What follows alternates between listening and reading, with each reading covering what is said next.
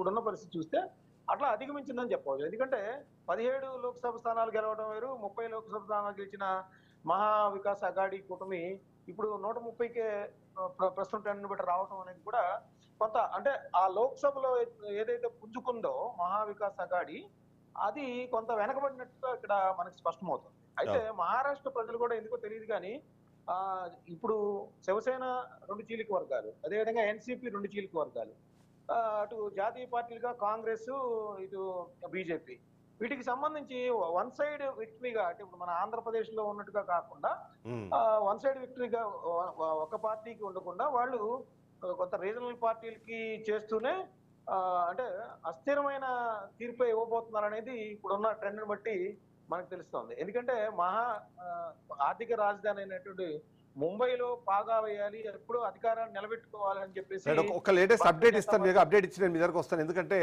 షిండే ఏదైతే శివసేన ఉందో ఆ పార్టీ అభ్యర్థులు వెనుకంజ ఉండడంతోనే ఇప్పుడు ఎన్డీఏ కూటమికి సంబంధించిన ఇష్యూ ఏదైతే ఉందో దానికి ఆ షిండే ఏదైతే పార్టీ లీడ్ చేస్తున్న శివసేననే ఇబ్బంది పెడుతున్నట్టుగా మనకు తెలుస్తుంది.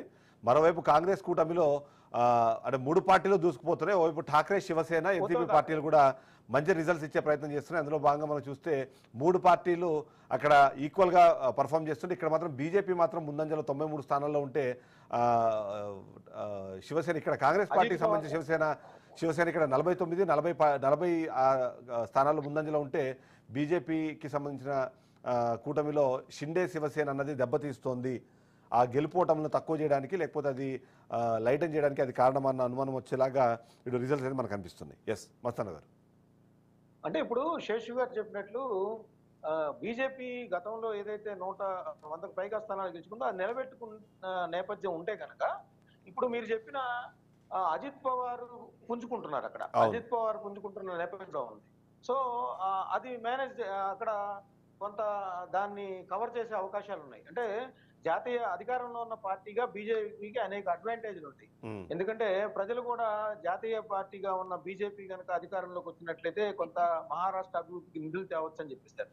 అందులో మనం 2 మేనిఫెస్టోలు చూసినట్లయితే కూడా అమిత్ షా గారు స్వయంగా ఇక్కడికి వచ్చి ప్రకటించి ప్రజలు మద్దతు కూడగట్టే ప్రయత్నం చేశారు. అనేక ఫ్రీబీస్ ని ప్రకటించింది అక్కడ.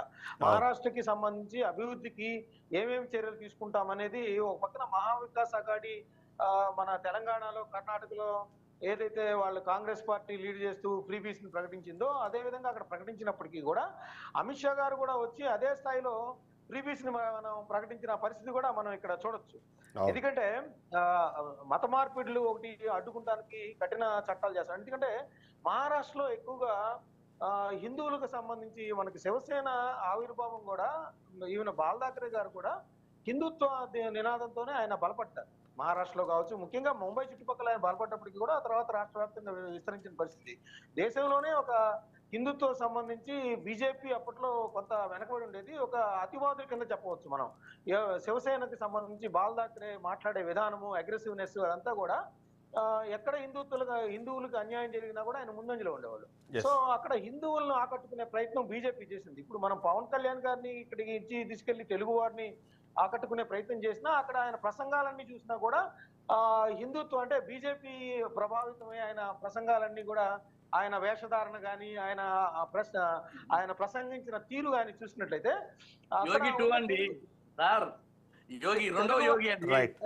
తెలుగు వారిలో హిందుత్వం ఎక్కువగా కన్సాలిడేట్ చేసుకోవడానికి ప్రయత్నం చేశారనేది మీకు అనిపిస్తుంది. ఎస్, చల్లా వేణుగోపాల్ రెడ్డి గారు బీజేపీ అధికార ప్రతినిధి మనతో పాటు స్టూడియోలో జాయిన్ అయ్యారు. తను కూడా ఒకసారి తన విశ్లేషణ తీసుకొని మళ్ళీ నేను మీ దగ్గరకు వస్తాను. ఎస్ మస్తాన్ గారు, ఇప్పుడు మనం చూసినట్టు అదేవిధంగా ఇప్పుడు మహారాష్ట్రకి సంబంధించి రైతులు ఇక్కడ ప్రధానంగా ఏంటంటే లోక్సభ ఎన్నికల్లో మనకి బీజేపీ కూటమి దెబ్బతించడానికి కారణం ఏంటంటే అటు ప్రతి రైతులు కానీ, సోయాబీన్ రైతులు కానీ, అదేవిధంగా మనకి ఉల్లిపాయకి సంబంధించిన రైతులు కానీ బాగా దారుణంగా దెబ్బతీశారండి.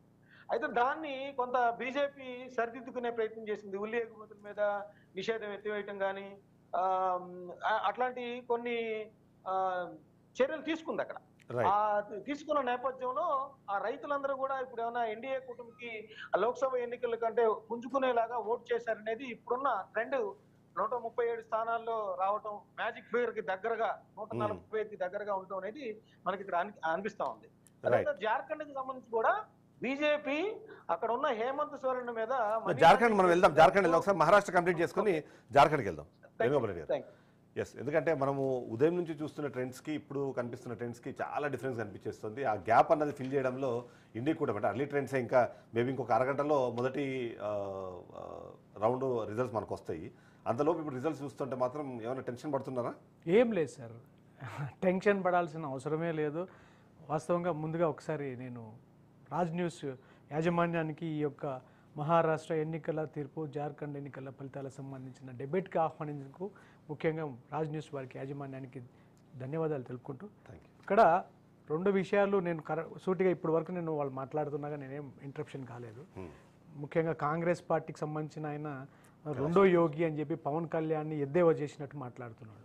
ఏమండి, మీరు సనాతన ధర్మాన్ని అవహేళన చేసినన్ని రోజులు, సనాతన ధర్మాన్ని మీరు ఎప్పటికప్పుడు మీరు మాట్లాడేటువంటి అసహ్యమైనటువంటి వాతావరణాన్ని మీరు చేసినన్ని రోజులు మీరు రాష్ట్రంలో ఏదో తెలంగాణ రాష్ట్రంలో ఏదో ఒక ప్రభుత్వం వచ్చింది కానీ దేశంలో మటుకు మీరు రాలేరు, రాబోరు. సనాతన ధర్మాన్ని ఎప్పుడు కూడా గౌరవించడం నేర్చుకోండి. సనాతన ధర్మం కోసం పాటుపడే వ్యక్తుల్ని గౌరవించడం కూడా నేర్చుకోండి. రెండో యోగి, మొదటి యోగి అపహాస్యం తగ్గించండి కాంగ్రెస్ అధికార ప్రతినిధి గారికి. నెక్స్ట్, ఇకపోతే అసలు దేశంలో ఉత్తరప్రదేశ్ తర్వాత అత్యధిక జనాభా కలిగినటువంటి, అత్యధిక సీట్లు కలిగినటువంటి రాష్ట్రం మహారాష్ట్రం. సో మహారాష్ట్ర అనేది ఈరోజు ఏదైతే జరుగుతున్నటువంటి పరిణామంలో దేశం మొత్తం కూడా మహారాష్ట్ర, ఇప్పుడు జార్ఖండ్ జరుగుతుంది, అదేవిధంగా ఇంకొక 41 అసెంబ్లీ బైపోల్స్ కూడా జరుగుతున్నాయి, ఈరోజు రిజల్ట్స్ వస్తున్నాయి. సో ఇవన్నీ ఒకసారి పరిశీలిస్తే అందరు ఫోకస్ మహారాష్ట్ర మీద ఉంటుంది. ఎందుకంటే Maharashtra it's going to be ఒక పెద్ద ఈవెంట్ అది.